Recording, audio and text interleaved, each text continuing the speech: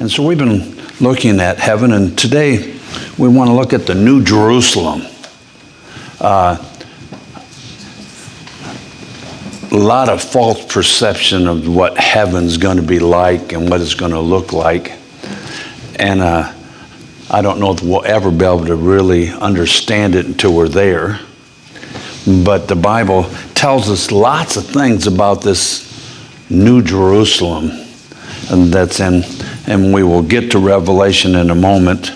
But the largest city in the 48 states is Jacksonville, Florida. It covers more than 841 square miles.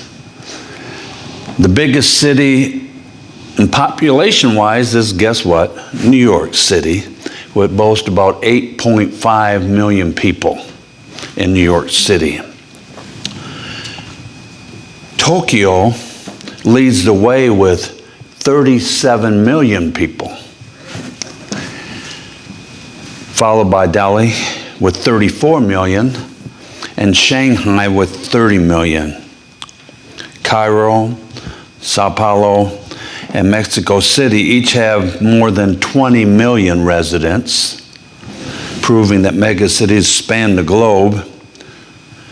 And to give you a little perspective, the largest city in AD 100 was Rome, Italy, and it had about 445,000 people, so not quite 500,000.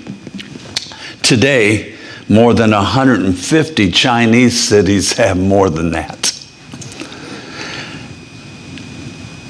The Americas, South and North, have 60 such cities that have more than 450,000, and Europe has 35, and Africa has 100. But this city that God's designing is going to be much bigger and hold more people than anything that anyone can imagine. And that's what we're going to be looking at. In Revelation, well, we won't turn there yet. Turn to Hebrews, and I'll get you to Revelation in just a minute. But in Revelation 21 and 22, 12 times the Lord uses this word city, referring to an actual place. Because see, some people think that heaven is this fantasy land and you just float around on a cloud and, and all this stuff. But there's going to be an actual city there, and we'll get there in a minute. But in Hebrews 11, I want to give you a little preview here of some things. Hebrews 11.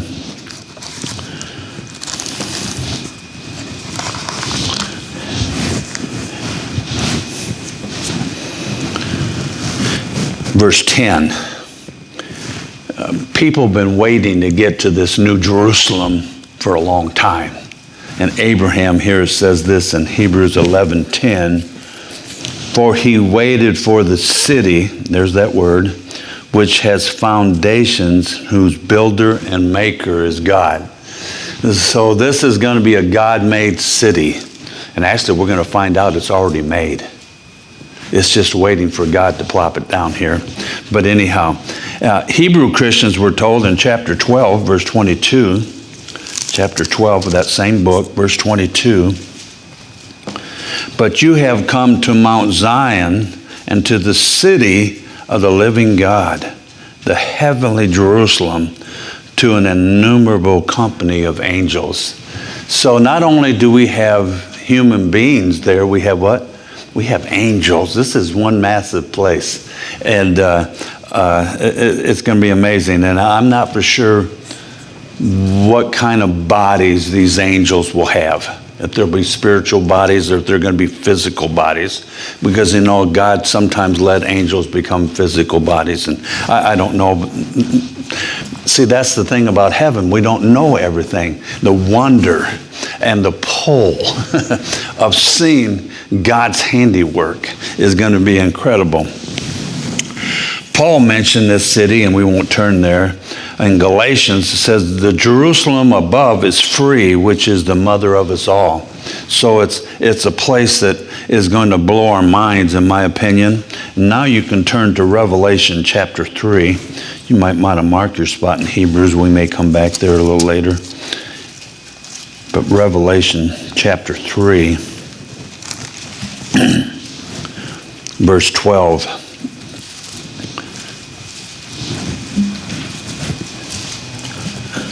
Revelation 3:12.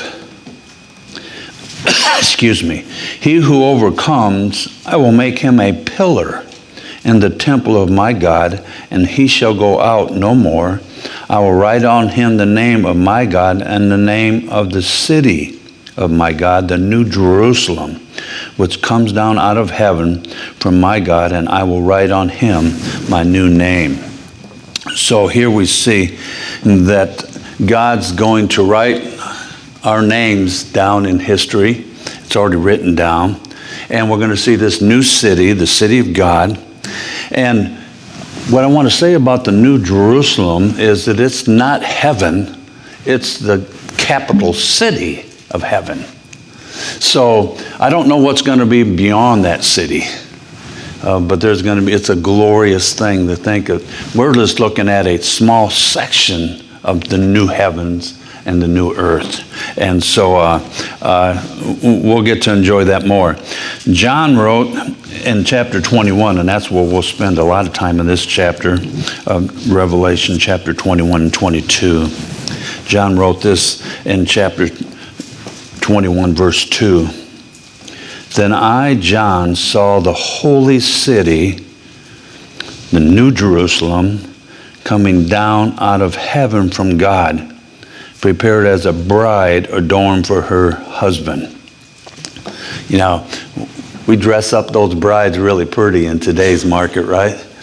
They come in beautiful clothing and you know, and that veil over their face, and it's dressed in white, and they're just looking gorgeous, and the husband's up there with his knees shaking, and can't wait to see her pretty face, and so what I'm trying to get to is the anticipation. The anticipation, you know, the wedding march starts, and then here they come, and the kids are out there throwing the little flowers out, and all this. For some of us like myself, our wedding was kind of drab compared to those things, but I still got to marry the bride of my life. So, but he said he saw it coming down, and by the wording here, it's suggesting that it's already complete and waiting. And God's just waiting for that date on his calendar. And we know the next date on his calendar is what? The rapture of the church. Then comes 7 years of tribulation. And you can read about that in the early books of Revelation. And then comes the millennial kingdom and 1,000 years of Jesus Christ reigning here on earth. And then comes what? Eternity. Then we see the new heavens and the new earth just coming down. And you'll notice it's going to tell us some things about that city, and we'll look at it more, but it says it's a holy city.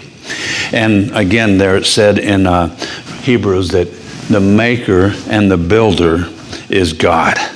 And Hebrews says that it's the heavenly Jerusalem, and that it's already filled with the angels, the church, and God himself. So I don't know if some people aren't enjoying that right now in heaven. Could be. I don't know. If it's already there, I'm sure God wouldn't just waste it, right? And so right now it exists, and it's getting ready to come down, and it'll be the eternal home for all of us, right? Isn't that great? And that's where he's building those mansions for us.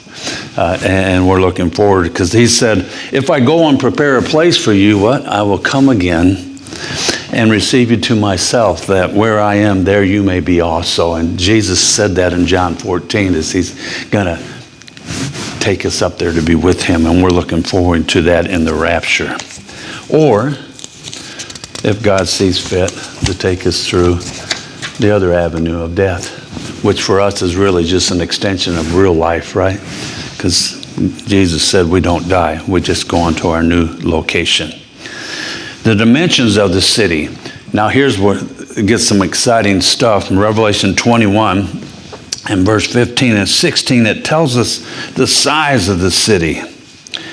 And it says, he who talked with me, verse 15 of 21, had a gold reed to measure the city, its gates, and its wall. The city is laid out as a square. Its length is as great as its breadth, and he measured the city with the reed, 12,000 furlongs. Its length, breadth, and height are equal. In today's terms, we're not so positive with furlongs, right? 1,500 miles wide, 1,500 miles deep, 1,500 miles tall. So, see, we're talking about a multi-layered city. See, we're not used to this. This is new stuff. We don't have multi-layered cities. We have multi-layered buildings. But God says this thing is 1,500 miles. And say, well, that's taking the eastern half of the United States and stacking it 1,500 miles high. So there you go. That's still hard to picture how massive this area is. It's mind-boggling, but that's the kind of God we have, isn't it? He's going to stretch this brain, this imagination. That's why Paul says we can't even hardly appreciate what it's going to be like when we get there. It's hard to explain in words. You imagine John trying to write all this stuff down, and as he's seeing these things, and then it transposes time, and this is big. It's interesting, and it is also interesting that the Holy of Holies was set up as a cube. And as you've seen already, in chapter 21, verse 3, it says, and I heard a loud voice from heaven saying, behold, the tabernacle of God is with men, and he will dwell with them, and they shall be his people. God himself will be with them and be their God. Remember that the Holy of Holies is where who dwelt? God dwelt. And now the New Jerusalem, guess what? Who's going to be there? God's going to be there. It's the same thing. It's just the Holy of Holies blown up. And guess what? Back then, only the high priest could go in. But we're all in there. We can just go and we can have fellowship with God anytime now, and we'll be able to then, anytime, in the holy city. And we'll look about that in just a moment. And that's what we got the next on your outline, the description of the city. In John 21:2, Revelation 21:2, John said he saw the city, and then John, saw the holy city, and I circled that. And then down in verse 10, it says, and he carried me away in the Spirit to a great and high mountain, and showed me the great city, the holy Jerusalem, descending out of heaven from God. And then in 22, same book, verse 19, and if anyone takes away from the words of the prophecy of this the book of this prophecy, God shall take away his part from the book of life, from the holy city, and from the things which are written in this book. So we see that it is a holy city. It's a city that is without, guess what? Without sin. It's pure. It's holy, like God is holy. And it also is a city that's set apart to who? To God. Everything is set apart to his glory, and it's built to his glory. And when we see it, we're going to say, oh man, it's awesome. And it's a holy. And I want to take you a little tour because it has some building characteristics that are amazing. The pearly gates there in Revelation 21, verse 12. Also, she had a great and high wall, talking about the New Jerusalem, with 12 gates. 12 is a number that God uses, 12 apostles, 12 tribes. Oh, there we go. And 12 angels at the gates, and the names written on them, which are the names of the 12 tribes of the children of Israel. And then jump with me down to verse 17.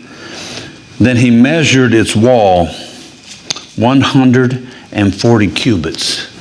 Now, remember, a cubit in the Bible is the measurement from the tip of your thumb to the tip of your little finger. Now, there's only one problem with that measurement. Yeah, my hand and your hand are not the same size, AJ. But anyhow, so we're going to put this in, and he said it was 140 cubits. That's about 216 feet tall. This wall is 216 feet tall. And then it's going to tell us some more things about it here. And according to the measure of a man, that is of an angel, the construction of its wall was of pure jasper, and the city was pure gold, like clear glass. Jasper's kind of got the looks of a diamond. So this wall looks like diamonds glittering. The light show in heaven is going to be fantastic if you're into light shows. And excuse me. And the city was pure gold. Not only are the streets, as we see, pure gold, but guess what? The buildings are gold. That's what it says right there. The city was pure gold like glass. The foundations of the wall of the city were adorned with all kinds of precious stones. And it goes down through that list of the stones: the jasper, the sapphire, the chalcedony, the emerald, the sardonyx, the sardius, the chrysolite, the beryl, the topaz. And all these got different colors. And then down to verse 21 is where I wanted to get to. In a minute, we'll go back to the other ones. The 12 goats were 12 pearls. The gates were. Is that amazing? One pearl is a gate. Now, if that wall's 216 foot tall, I don't know how big that pearl's going to be. And someone says that's impossible. Well, not with God, it's not, right? God can do anything, and each gate's one pearl. And so the wall is like jasper, and the foundation has all these gems in it. And we'll look at that in just a moment, in the foundation.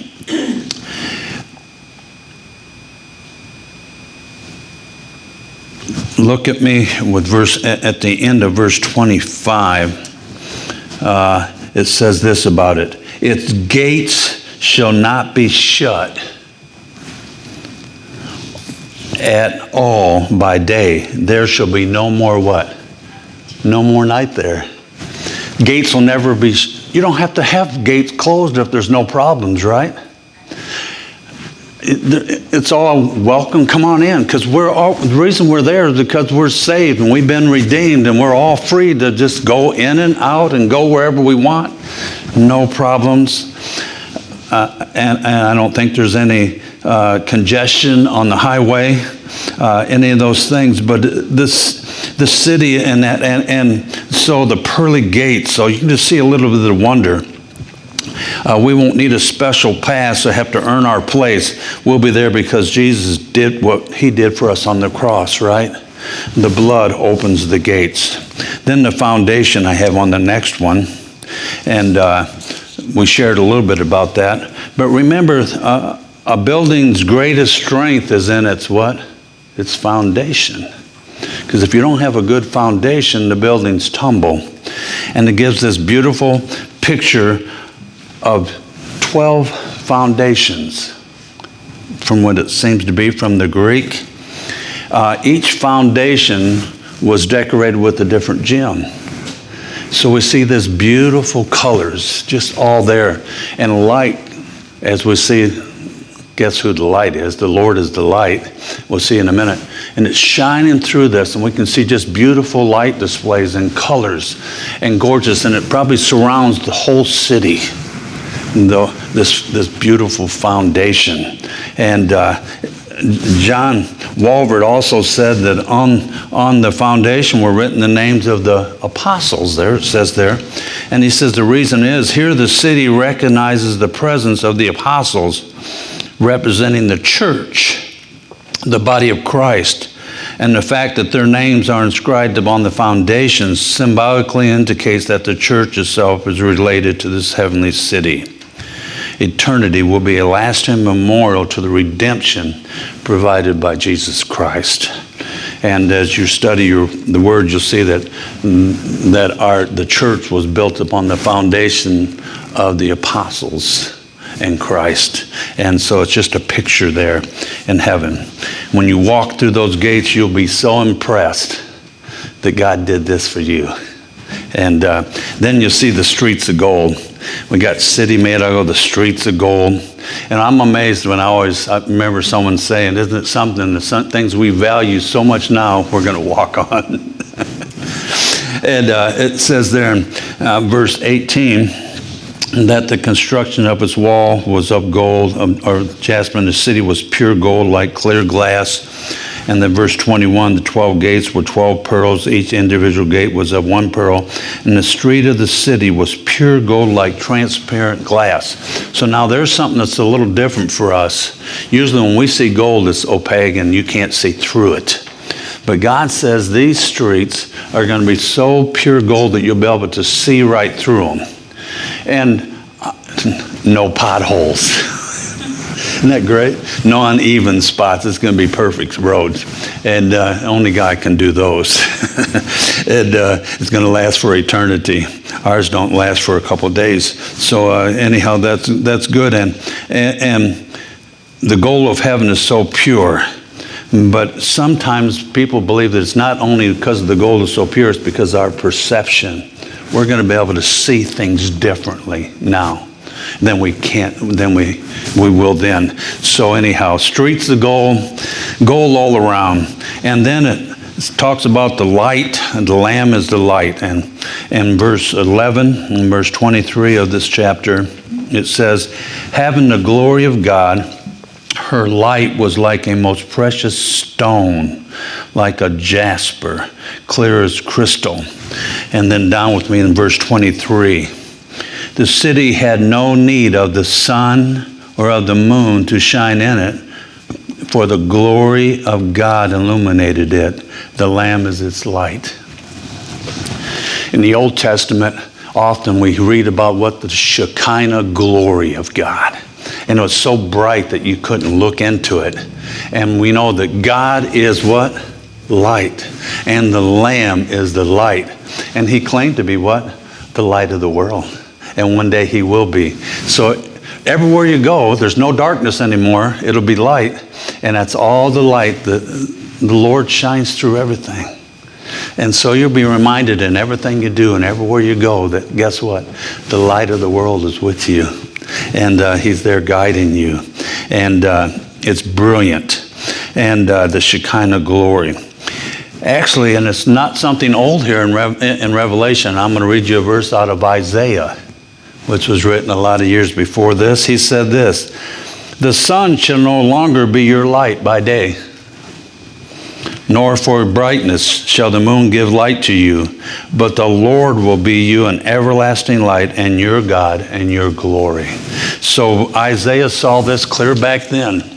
I always love that picture that Isaiah sees of the Lord, and those cherubim saying what? Holy, holy, holy. And when Isaiah got a picture of that, he falls on his knees and realizes what? He's a sinner. And God deals with that. You'll have to go back and read that story. It's going to be full of light and luster, and we'll see Jesus truly as he is, the light of the world. Now there's something else that we're going to see there, and that is paradise regained, the tree of life. And when I was studying these things again, I didn't think about it, the city being of gold. I remember the streets being of gold, but the city, but anyhow, this tree of life. And we see that in verse 2. Oh, no, I don't want verse 2. Yeah, verse 2 of 22. Chapter 22, verse 2. In the middle of its street, and on either side of the river, was the tree of life, which bore 12 fruits. And I don't know if I didn't read the next part of this. Each tree yielding its fruit every month. The leaves of the tree were for the healing of the nations. There's going to be more than one tree. There's going to be like an orchard out there. In the original, it's in the plural. There's more than one. There is the tree of life that's producing different fruit every month. Isn't that something?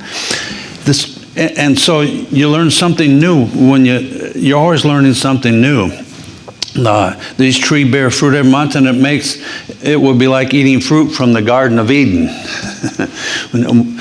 We always try to remember that the story is that it was an apple, but we really don't know. It said she ate of the fruit of the tree. So this tree is going to produce fruit, different fruits, and we're going to have bunches of them. And it says there that also it was for fruit to eat, but it also is for leaves had a thing. And in the Old Testament again, see, God's word always goes along. In Ezekiel 47:12, along the bank of the river, on this side and that will grow all kinds of trees used for food. And he's seeing this way back then. Their leaves will not wither, and their fruit will not fail. Isn't that great? Not to worry about the frost taking out the fruit trees, right? I don't know about you guys, but some of our stuff, that last freeze took out the lilacs, not looking so good. Some of the flowers are on, some are not. The forsythia this year have about this many little bitty yellow things on the bottom and not much like they're full. But we won't have to worry about that. The fruit trees will always be big peaches, big cherries, the sweet kind. They're probably both, I don't know. But anyhow, there's going to be all this beautiful fruit. But he goes on to say, they will bear fruit every month because their water flows from the sanctuary. Their fruit will be for food, and their leaves for medicine. And it says in Revelation that it will be there for the healing of the nations. And he says that when you eat this fruit, it's not only good for you physically, it's good for you spiritually and healing. It has a healing. It keeps you healthy. And because remember, these bodies are going to be built forever. And now remember, and that word healing there is the word therapia, where we get our word therapeutic. And so these leaves will be for a therapeutic help for us. So Ezekiel says they promote the enrichment of life and they're for the pure joy of eating. You don't have to eat in heaven, but when you do, you'll be able to enjoy it and knowing that it's not going over your lips and to your hips. It's just going to be good, right? And you can just enjoy it. Wouldn't it be nice just about to sit down and say, man, I don't have to worry about the calories. I don't have to worry about eating this. I don't have to worry about eating that. Whatever I eat, it'll be good for me. That's heaven, folks. Greg's enjoying that right now. Oh boy, I can see. And then we have, so we can finish this up, the river of life. The beauty of the city will be enhanced by a gushing river. Look at chapter 22, verses 1 and 2. And he showed me a pure river of water of life, clear as crystal, proceeding from the throne of God and of the Lamb. In the middle of the street and on either side of the river was the tree of life. So here we see, flowing right out of the throne room of God, this beautiful crystal clear river. Crystal clear river. Now, I've got to a couple of times when I used to have family in Florida, and some of those we used to go to a place called Itchitutney. And it's got this river flowing through it, and the water's so clear. And I also got to go to Silver Springs, where they shot Sea Hunt. Now, some of you guys might not know what Sea Hunt is. But anyhow, when you went in there, we went out on a boat, and you looked like you could reach down and touch the bottom, but it was over 100 feet deep. And then also in this place there at Silver Springs, that's where they shot the Tarzan movies. And that's why they still have the monkeys there. Monkeys all over the place that didn't used to be there. And you go on that boat in the water, you use a glass bottom boat, and it's amazing. Well, that's what this river is going to be, pure and clean, non-contaminated. And it's the river of what? Life. The river of life. And it made me think of this, that of what Jesus told the woman at the well. Remember the woman at the well? And she come to get water, and Jesus said, well, if you drink of the water I'll give you, and she says, I'll take that life. He says, you drink of that water, you get thirsty again.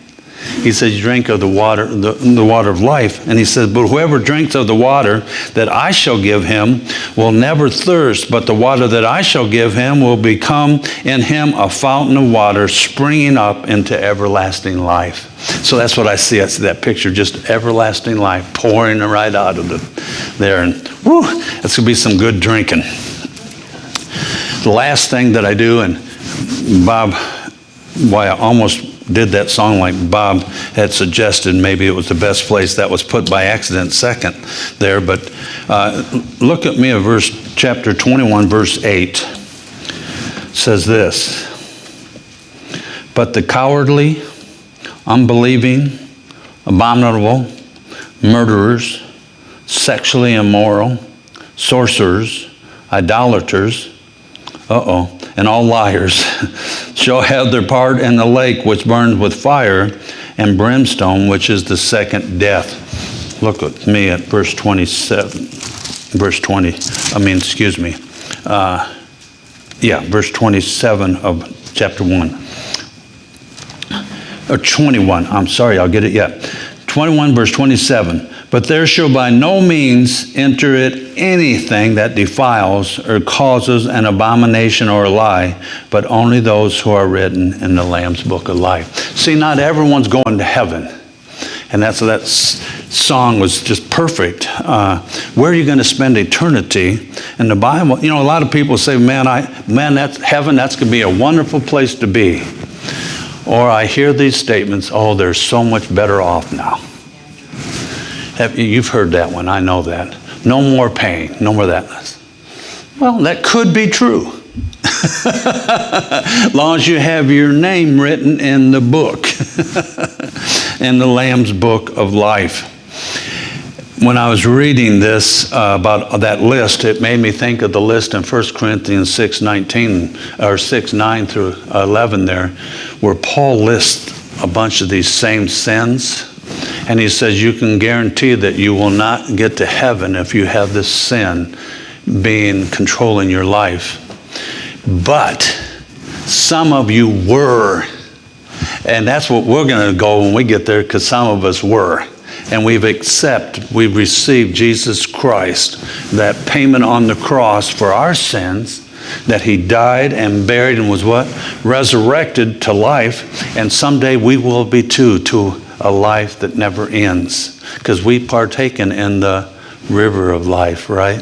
And our names are written in the book, and we're going to be in heaven. And that's why he's preparing a place for us, because he has prepared a place for those who don't believe, and that was the lake of fire that's coming up in that great white throne judgment. We don't want to be there.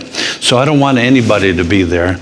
And you've heard me say it before, especially you that are sitting here. I want every one of us to enjoy heaven together, right? And when we get in there, you're going to say, Pastor John, you didn't do a very good job of explaining this place. You know what? I'll admit to it. You're right. It's hard to explain, right? It's just hard to see. I can't imagine pearls that big. Because if they made them that big now, women would be wearing them, and I'm not sure how they'd do that. And all those jewels and all those things, they're so beautiful, and we use it to adorn, and God's going to adorn this great city with all that beauty, and then even more once we get there, and then to have the true light shining on it, and given the reflection that God will get the glory for everything.